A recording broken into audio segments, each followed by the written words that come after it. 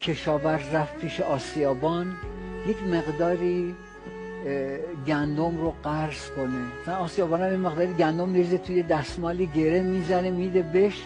این همینطور که میاد تو مسیر دعا میکنه خدایا به حق عزت گره از مشکلات مردم بگشا، گره از این بحرانی که ایجاد شده بگشا، گره از این دردها، گره از این حقدها، کینه ها، حسدها، عقده ها.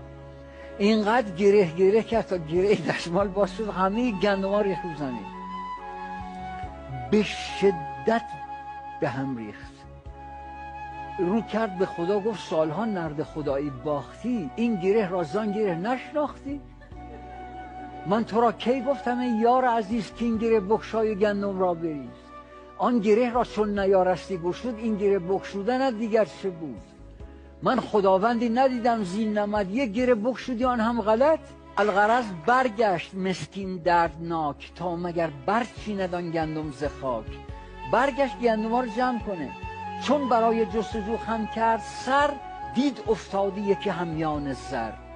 همون جایی که گندم‌ها ریخته بود کیسه زری رو پیدا کرد. یه صدایی در درون بهش گفت تو مبین اندر درختی یا به چاه، تو مرا بین که منم مفتاح راه.